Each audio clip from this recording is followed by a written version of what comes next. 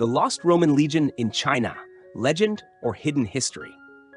The Battle of Carrhae, the fall of a Roman ambition. In Numdili BC, one of the most devastating defeats in Roman history occurred at Carrhae, in what is now modern-day Turkey. It wasn't just a military failure, it was a humiliation for Roman pride. One of the most powerful men in the Roman Republic, Marcus Licinius Crassus, was killed in battle against the Parthian Empire, Rome's powerful eastern rival. Crassus, the wealthiest man in Rome and a member of the first triumvirate with Caesar and Pompey, sought military glory to match his political influence. He led over 40,000 soldiers eastward, dreaming of conquest. But the Parthians were master tacticians. Under General Sharina, they used mobile horse archers to outmaneuver and annihilate the slow, heavily armored Roman legions. Crassus was killed, and over 10,000 Roman soldiers were captured alive, then vanished from Roman history. Where did the Romans go? A theory of the eastward march. So where did those captured soldiers go? Centuries later, modern scholars began speculating. One of the boldest theories came from Oxford historian Homer Dubs in the 20th century. He proposed that the captured Roman soldiers were not executed, but instead employed as mercenaries by the Parthians and sent far east beyond the borders of Bactria, which is in present-day Afghanistan.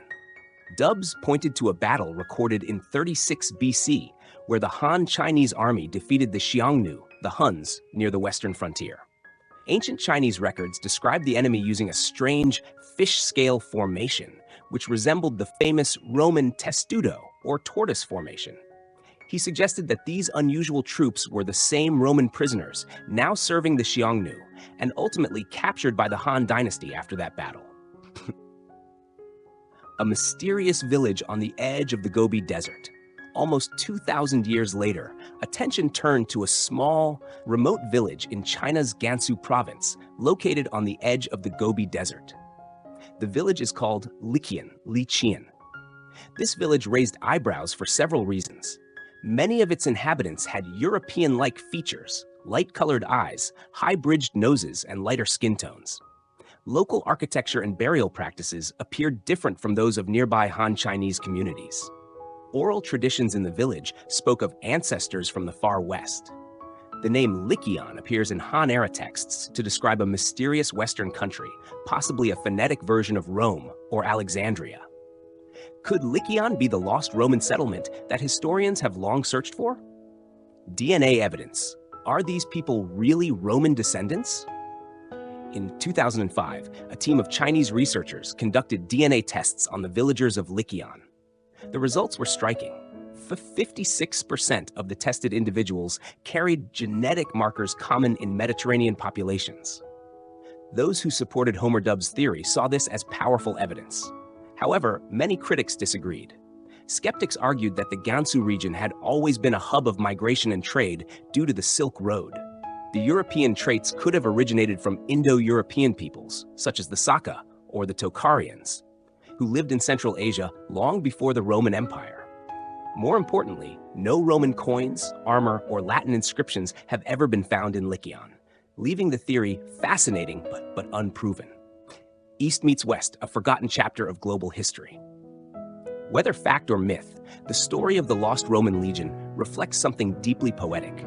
It suggests that the two great empires of the ancient world, Rome and Han China, might have crossed paths, not in grand battles or diplomatic missions, but through captivity, exile, and adaptation.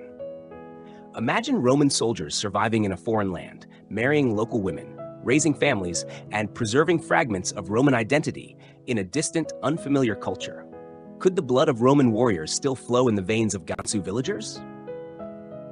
Myth, truth, or just a historical daydream? We may never know the full truth behind this story, but we do know this. Power is fragile. Crassus was the richest man in Rome, but he died a prisoner in the desert. History is written not only by emperors and senators, but by the forgotten, the lost, the unrecorded. The blank spaces in history are not dead ends. They are invitations for discovery. Liqian still exists today, a quiet village under the vast desert sky.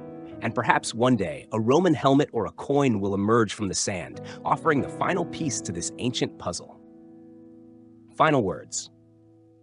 The story of the lost Roman legion in China is not just a mystery. It is a bridge between civilizations, a whisper across time, and a story that may still be unfolding. If this tale sparked your curiosity, stay with us for more forgotten legends and untold histories. Thank you for watching, and we'll see you again in our next journey through time.